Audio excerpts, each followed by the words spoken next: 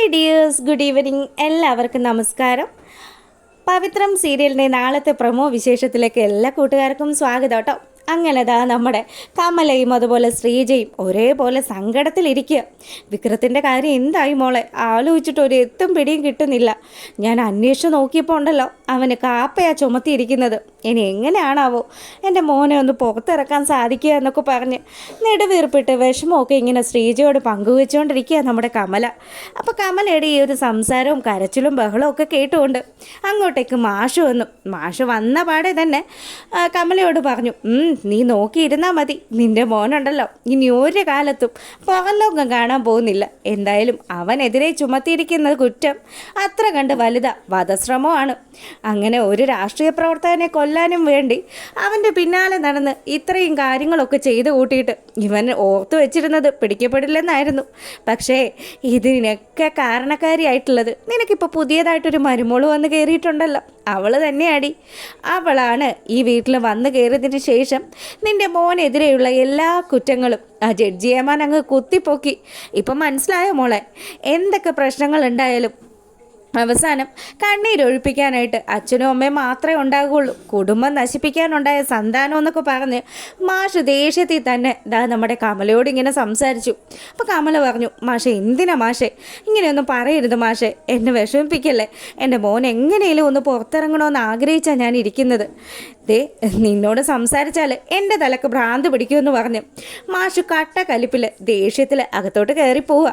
അമ്മയെ സമാധാനിപ്പിച്ചുകൊണ്ട് തന്നെ നമ്മുടെ ശ്രീജയാണെങ്കിൽ ആ അടുത്ത് തന്നെ ഇരിക്കുക.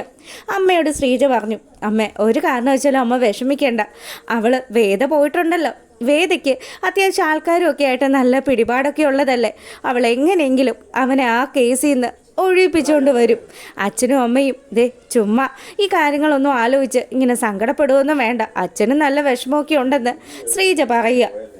കമലയാണെങ്കിൽ ആശ്വാസത്തിൽ അങ്ങനെ ഇരിക്കുന്നു. ഈ സമയമാണെങ്കിൽ നമ്മുടെ വേദയെ കാണിക്കുക കേട്ടോ. വേദ വിക്രത്തിൻ്റെ പിന്നാലെ ആ ബൈക്കിൽ അങ്ങനെ ഇരിക്കുക. അപ്പം വിക്രം ആണെങ്കിൽ ഇടയ്ക്കൊന്ന് നിർത്തി. സ്റ്റേഷനിൽ കയറിയിട്ട് പുള്ളിക്കാരനൊന്നും തന്നെ കഴിച്ചിട്ടില്ലല്ലോ, അതുകൊണ്ട് തന്നെ നല്ല കട്ടയ്ക്ക് വിശപ്പുണ്ട്. അപ്പം എന്തെങ്കിലും ഫുഡ് കഴിക്കാമെന്ന് വിചാരിച്ച് അവൻ അവിടെ ഒരു കടയിൽ ഇറങ്ങിയതും വേദയാണെങ്കിൽ ഞാനും വല്ലതൊക്കെ കഴിച്ചിട്ട് കുറച്ച് നേരമായി, അപ്പം എന്തെങ്കിലും ഫുഡ് കഴിക്കാമെന്ന് ഓർത്ത് അവളും ഇവൻ്റെ പിന്നാലെ തന്നെ പോവുക. അല്ല നീ എങ്ങോട്ടാ? എനിക്ക് നല്ല വിശപ്പുണ്ട്, ഞാനും എന്തെങ്കിലും ഭക്ഷണം കഴിക്കാമെന്ന് ഓർത്തു. നീ കഴിച്ചാൽ അതിൻ്റെ കാശ് നീ തന്നെ കൊടുക്കേണ്ടി വരും, ഒന്ന് പൊയ്ക്കേന്ന് പറഞ്ഞ് വേദ നമ്മുടെ വിക്രത്തിനൊപ്പം തന്നെ ഇടിച്ചു കയറുക ആ കടയിലേക്ക്. ഈ സമയമാണെങ്കിൽ വിക്രത്തിൻ്റെ ഫ്രണ്ട്സും എല്ലാവരും ആ കടയിലിരുന്ന് ഇവരൊക്കെ നന്നായിട്ട് ഫുഡ് കഴിച്ചു. അതിനുശേഷമാണെങ്കിൽ വിശേഷങ്ങളൊക്കെ പറഞ്ഞ് നമ്മുടെ വിക്രവും വേദയും കൂടി നേരെ ബൈക്കിൽ കയറി വിക്രത്തിൻ്റെ വീട്ടിലേക്ക് തിരിക്കുക. അപ്പം വിക്രത്തിൻ്റെ വീട്ടിൽ അമ്മയും അതുപോലെ ശ്രീജയും എല്ലാവരും കണ്ണിൽ എണ്ണ ഒഴിച്ച് കാത്തിരിക്കുക. നന്ദിനിയാണെങ്കിൽ നിങ്ങൾ എന്തിനാ ചുമ്മാ ഇങ്ങനെ വിഷമിച്ചിരിക്കുന്നത്, അച്ഛൻ പറഞ്ഞത് കേട്ടില്ലേ, അവനെതിരെ വലിയ കുറ്റമൊക്കെ ചുമത്തി വെച്ചിരിക്കുന്നത്. എന്തായാലും അമ്മ ഇങ്ങനെ കരഞ്ഞും വെള്ളം കുടിക്കാണ്ടും ഒക്കെ അമ്മയുടെ ആരോഗ്യം കളയാന്നല്ലാണ്ട് വേറെ ഒരു പ്രയോജനം ഉണ്ടാവില്ല. ആ പെണ്ണുണ്ടല്ലോ, ആ പെണ്ണ് അവൻ്റെ തലയിൽ നിന്ന് ഒഴിഞ്ഞു പോയാൽ മാത്രമേ നമ്മുടെ കുടുംബത്തിൽ സമാധാനം ഉണ്ടാകുള്ളൂ എന്നൊക്കെ പറഞ്ഞ് നമ്മുടെ നന്ദിനി അങ്ങനെ എരുതിയിൽ എണ്ണ ഒഴിച്ചുകൊണ്ടിരിക്കുക. ഈ സമയം വിക്രമും വേദയും കൂടി ആ വീട്ടിലേക്ക് വരിക. വിക്രത്തിനെ കണ്ട പാടെ തന്നെ നമ്മുടെ കമല ചാടി എഴുന്നേറ്റു. മോനെ വിക്രമേന്ന് വിളിച്ച് വിക്രത്തിൻ്റെ അടുത്തേക്ക് ഓടിച്ചെല്ലാൻ തുടങ്ങിയ ആ സമയമാണെങ്കിൽ സുധാകര മാഷ് അങ്ങോട്ട് വന്നു. കമലെ നിക്കവിടെയെന്ന് പറഞ്ഞു. കമല അപ്പം സ്റ്റോപ്പായി. അങ്ങനെ കമല പറഞ്ഞു, മാഷെ നമ്മുടെ മോൻ, അവനെ വേദമോള് രക്ഷിച്ചുകൊണ്ട് വന്നു. സംഭവിച്ച കാര്യങ്ങളൊക്കെ വേദയോട് ചോദിക്കുക ശ്രീജ. ഈ സമയമാണെങ്കിൽ വേദ പറഞ്ഞു, അതെ അമ്മയോട് ഞാൻ പറഞ്ഞില്ലേ അമ്മയുടെ മോനെ ഞാൻ തിരികെ കൊണ്ടുവരുമെന്ന്. എന്തായാലും അതുപോലെ തന്നെ അമ്മയുടെ മോനെ ഞാൻ കൊണ്ടുവന്നിരിക്കുക, ഒരു പോറൽ പോലും ഏൽപ്പിച്ചിട്ടില്ല. മോളെ എനിക്ക് സമാധാനമായി, നീ അങ്ങനെയൊക്കെ പറഞ്ഞെങ്കിലും അമ്മയ്ക്ക് നല്ല പേടിയുണ്ടായിരുന്നു. അവനെതിരെ ചുമത്തിയിരിക്കുന്ന കുറ്റം അതുപോലത്തതായിരുന്നല്ലോ. എന്തായാലും മോൾ അമ്മയ്ക്ക് തന്ന വാക്ക് പാലിച്ചല്ലോ. അതെ ഈ വീട്ടിൽ അമ്മയുടെയും അച്ഛൻ്റെയും മോനായിട്ട് വിക്രം ഉണ്ടാവും. പിന്നെ ഞാൻ വിക്രത്തിൻ്റെ ഭാര്യ ആയതുകൊണ്ട് തന്നെ ഞാൻ ഈ വീട്ടിൽ നിങ്ങളോടൊപ്പം നിങ്ങളുടെ മരുമകളായിട്ടുണ്ടാകുമെന്ന് പറഞ്ഞു. ഇത് കേട്ടുകൊണ്ട് നമ്മുടെ സുധാകരൻ മാഷങ്ങ് വന്നു. മാഷ് വന്ന പാടെ തന്നെ പറഞ്ഞു, അതെ നീ എന്താ പറഞ്ഞു വരുന്നത്, ഇവനെ പോലെയുള്ളൊരു തെമ്മാടിയെ വിവാഹം കഴിച്ച നീ ശരിക്കും പറഞ്ഞാൽ ഒരു രീതിയിലും ഈ കുടുംബത്തെ താമസിക്കാനായിട്ടുള്ള ഒരു അർഹതയില്ല. അച്ഛൻ്റെയും അമ്മയുടെയും ഒക്കെ, അതും ഇത്രയും നാൾ വളർത്തി വലുതാക്കിയ അവരുടെയൊക്കെ മനസ്സ് വേദനിപ്പിച്ചിട്ടല്ലേ കുട്ടി നീ ഇവിടെ വന്ന് നിൽക്കുന്നത്. അങ്ങനെയുള്ള നീ ഇവിടെ നിന്ന് കഴിഞ്ഞാൽ ഒരിക്കലും ഞങ്ങൾക്ക് ആർക്കും നിന്നെ സ്നേഹിക്കാൻ പറ്റില്ല. ഞങ്ങൾ ആരും തന്നെ നിന്നെ ഈ വീട്ടിലെ മരുമകളായിട്ട് അംഗീകരിച്ചിട്ടുമില്ല. അതുകൊണ്ട് ഇനി അധികം ഇവിടെ നിന്ന് മുഷിയണ്ട. മോള് വിക്രത്തെ രക്ഷിച്ചതൊക്കെ വലിയ കാര്യം തന്നെയായിരിക്കും. പക്ഷേ ഇനി ഇവിടെ മോള് തുടരണോ വേണ്ടയോ എന്നുള്ള കാര്യം ഈ സുധാകരൻ മാഷ് തീരുമാനിക്കുമെന്ന് പറഞ്ഞു. അങ്ങനെ ആശാൻ നല്ല കട്ട കലിപ്പിൽ നിൽക്കുക. വേദയാണെങ്കിൽ അച്ഛാ, നിങ്ങളുടെ മകനാണ് വിക്രമെങ്കിൽ ദേ ഈ ഞാനുണ്ടല്ലോ അവൻ്റെ ഭാര്യയാണ്. എങ്ങനെ വന്നാലും നിങ്ങൾക്ക് നിങ്ങളുടെ മകനെ അംഗീകരിക്കേണ്ടുന്ന ഒരു ദിവസം വരും. വിക്രം ഇപ്പോൾ ഒരു തെമ്മാടിയൊക്കെ ആയിരിക്കാം, പക്ഷേ വിക്രത്തിൻ്റെ ഭാര്യയായ എനിക്ക് അവനെ മാറ്റിയെടുക്കാൻ പറ്റും. ഞാൻ അതിനു വേണ്ടി മാക്സിമം പരിശ്രമിക്കുകയും ചെയ്യുമെന്ന് വേദയുടെ ആ ഒരു വർത്തമാനം കേട്ടതും മാഷടക്കമുള്ള ആൾക്കാരൊക്കെ ബ്ലിങ്ങസ്യാന്ന് പറഞ്ഞ് നിൽക്കുക.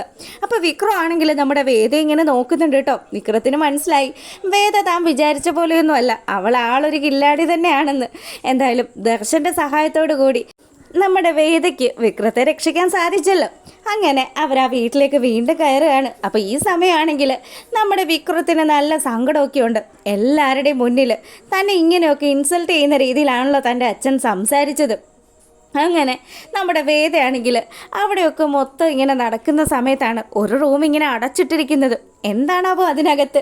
അങ്ങനെ അവൾ ശ്രീജയോട് ചോദിച്ചു, എന്താ ഏട്ടത്തി ഈ റൂം മാത്രം എപ്പോഴും അടച്ചിട്ടിരിക്കുന്നത്?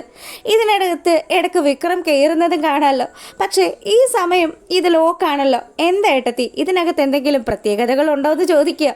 അതെ മോളെ, ഇത് നമ്മുടെ വിക്രത്തിൻ്റെ റൂമായിരുന്നു. അതുകൊണ്ട് അവൻ്റെ ചില സാധനങ്ങളൊക്കെ അതിനകത്ത് ഇരിക്കുന്നുണ്ട്. അങ്ങനെയാണെങ്കിൽ ഏട്ടത്തി ആ താക്കോലൊന്ന് തരുമോ? ഞാനൊന്ന് തുറന്ന് നോക്കട്ടെ എന്ന് ചോദിക്കുക. അങ്ങനെ വളരെയധികം എക്സൈറ്റഡ് ആയിട്ട് നമ്മുടെ വേദ ആ താക്കോല് വാങ്ങി അതങ്ങ് ഓപ്പൺ ചെയ്തു. ഈ സമയം നമ്മുടെ മണിച്ചിത്രത്താഴിൻ്റെ പൂട്ടൊക്കെ തുറന്നതുപോലെ തന്നെ വേദ അതിനകത്ത് കയറി മൊത്തത്തിലൊന്ന് അരിച്ചു വെറുക്കുക. ഈ സമയമാണെങ്കിൽ ആ റൂമിനകത്ത് നിറച്ച് നമ്മുടെ വിക്രത്തിന് കിട്ടിയിരിക്കുന്ന ട്രോഫിയും അതുപോലെ അവിടെ ഇരിക്കുന്ന ഒരു ചെറിയ പെട്ടിയും നമ്മുടെ വേദയുടെ കണ്ണിൽ പെട്ടു.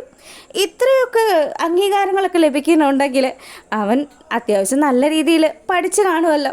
അങ്ങനെ അവൾ ആ ഒരു പെട്ടി തുറന്നതും അതിനകത്ത് നിന്ന് നമ്മുടെ വിക്രത്തിൻ്റെ സർട്ടിഫിക്കറ്റുകളൊക്കെ കണ്ടു. ഡിഗ്രിയിലെ ഫസ്റ്റ് റാങ്ക് ഹോൾഡറാണല്ലോ. ഇത്രയും വിദ്യാഭ്യാസവും കഴിവും ഒക്കെ ഉണ്ടായിരുന്ന ഈ വിക്രം എന്താ ഇങ്ങനെ ആയിപ്പോയെന്ന് നമ്മുടെ വേദ ഒരു നിമിഷം ഇങ്ങനെ ആലോചിക്കുക കേട്ടോ. വേദയ്ക്ക് എന്തൊക്കെയോ ചില കാര്യങ്ങൾ അവിടെ തോന്നുകയാണ്. വിക്രത്തിൻ്റെ ജീവിതത്തിൽ എന്തൊക്കെയോ ചില പ്രശ്നങ്ങൾ സംഭവിച്ചു. വിക്രം ഇങ്ങനെ അല്ലായിരുന്നു. അമ്മയുടെ സംസാരത്തിലും ഉണ്ട് അത്. അതുപോലെ തന്നെ കാര്യങ്ങൾ എന്തായാലും കണ്ടെത്തണം. വിക്രം എന്തുകൊണ്ടാണ് ഈ റൂമിൽ കയറി തനിയെ ഇരിക്കുന്നതെന്നും നമ്മുടെ വേദ ഇങ്ങനെ ആലോചിച്ചുകൊണ്ട് നിൽക്കുന്നതൊക്കെയാണ് നാളത്തെ പ്രമോ വിശേഷത്തിലുള്ളത്. എന്തായാലും ഇതിൻ്റെയൊക്കെ ആ ഒരു ചുരുൾ അഴിക്കണമല്ലോ. അങ്ങനെ നമ്മുടെ വേദ വിക്രത്തെക്കുറിച്ച് ആലോചിച്ച് നിൽക്കുന്നതൊക്കെ കാണിച്ചുകൊണ്ടാണ് നാളത്തെ പ്രമോ വിശേഷം അവസാനിക്കുന്നത്. അപ്പോൾ നിങ്ങൾക്ക് ഇഷ്ടമാവുന്നുണ്ടെങ്കിൽ നമ്മുടെ വീഡിയോസ് ഒന്ന് ലൈക്ക് ചെയ്തേക്കണേ. അതുപോലെ തന്നെ സബ്സ്ക്രൈബ് ചെയ്ത് കാണാത്തവരൊക്കെ ഒന്ന് സബ്സ്ക്രൈബ് ചെയ്തുകൂടെ സപ്പോർട്ട് ചെയ്യണം. അപ്പോൾ ഓക്കെ, താങ്ക്